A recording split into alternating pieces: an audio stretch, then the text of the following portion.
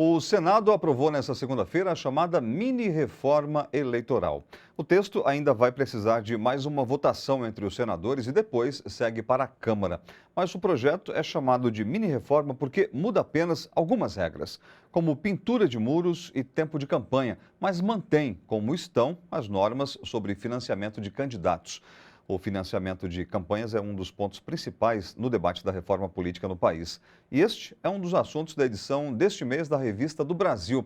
E a gente conversa agora com o editor da revista, Paulo Donizete. Boa noite, Paulo. Você sabe que é sempre bem-vindo aqui na TVT. Boa noite, Eli. Boa noite a todos. Muito obrigado por ter vindo. Paulo, o eleitor não quer mais dinheiro das empresas nas eleições?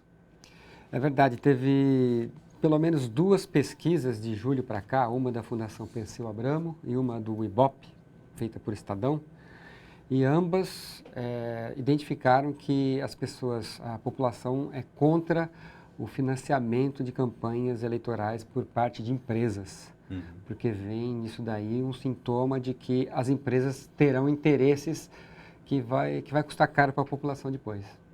E isso trazendo mais tarde um prejuízo, talvez, aos cofres públicos, como de muitas experiências que nós já tivemos no Brasil. Na verdade, existe uma campanha muito antiga de movimentos sérios da sociedade civil, que é a OAB, a CNBB, a UNE, a CUT, o Movimento de Combate à Corrupção Eleitoral, movimentos sociais, enfim, existem propostas que já estão muito amadurecidas e uma delas é que o financiamento de campanhas eleitorais precisa ser feito de maneira pública, com recursos públicos, para que seja feita de maneira transparente, equilibrada, proporcional à representatividade dos partidos e impedir, ou pelo menos limitar, que haja financiamento privado. Limitar a pessoas físicas e a um valor baixo para que o poder econômico não influa no resultado da eleição de maneira que combate a inflação, a corrupção em termos gerais. Na verdade, hoje o que acontece? O Congresso tem uma bancada empresarial de mais de 200 deputados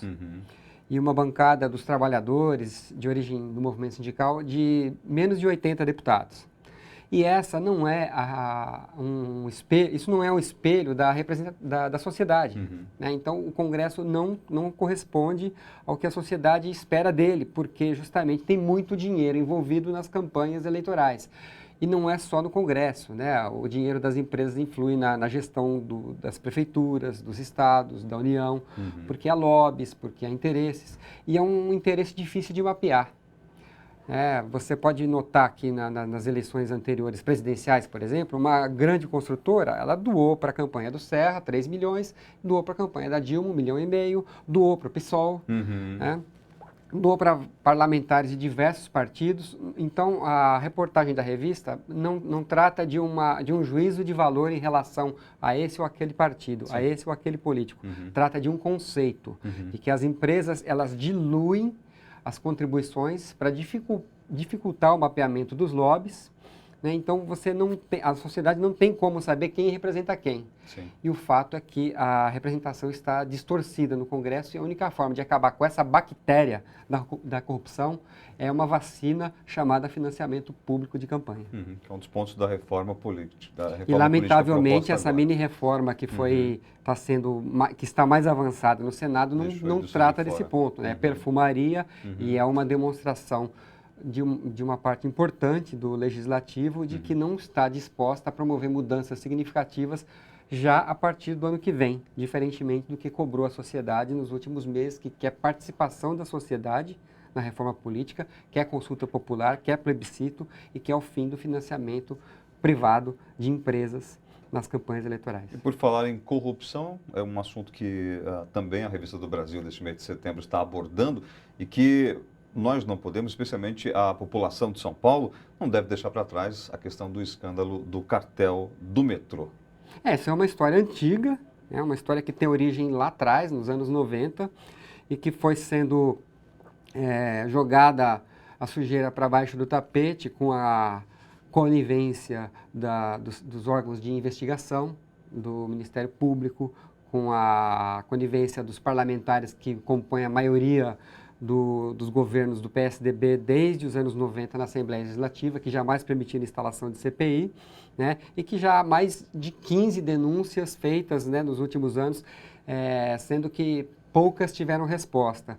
E, infelizmente, tanto a maioria do PSDB na Assembleia Legislativa quanto os órgãos de imprensa blindaram, né, os governos estaduais nos últimos anos para que essas denúncias nunca tivessem a repercussão que ela precisava ter, justamente para que fosse investigado e saneado, né, esse problema, porque de 30 bilhões de contratos, 30% serem destinados para comissões, para superfaturamento e para superavaliar o valor dos serviços prestados, significa que 9 bilhões deixaram de ser aplicados no transporte público pelo Estado de São Paulo. O que poderia melhorar e muito a questão da mobilidade urbana em São Paulo, que é um dos pontos também das manifestações pelo país e aqui também. Falando em envolvimento nessas questões de mudar situações que as pessoas estão insatisfeitas, uma outra matéria da revista fala sobre o engajamento político, social das pessoas, que traz benefícios até para seu próprio bem-estar, né, Paulo? É uma reportagem que a gente achou interessante fazer, porque viu uma pesquisa que foi divulgada há pouco tempo pela BBC, a pesquisa foi feita por uma universidade da Holanda. Ela não tem foco no Brasil, ela tem foco na juventude, no comportamento das pessoas que, uma vez insatisfeitas com o estado das coisas, de maneira coletiva, se organiza, vai à luta, participa, protesta e se empenha para que as coisas mudem. E a pesquisa certificou-se que as pessoas ficam mais felizes quando fazem parte de um processo de mudança. E a gente foi ouvir pessoas que participaram das manifestações nos últimos tempos e constatou que realmente isso é uma grande verdade. Participar faz bem. Então vale a pena se engajar de fato para mudar as situações que nos causam insatisfação, especialmente nas questões sociais e políticas do país. Paulo, obrigado pela sua vinda aqui, pelas explicações, pela mostragem que nós fizemos aqui um pouquinho da Revista do Brasil e até uma próxima oportunidade. Eu que agradeço. A gente continua.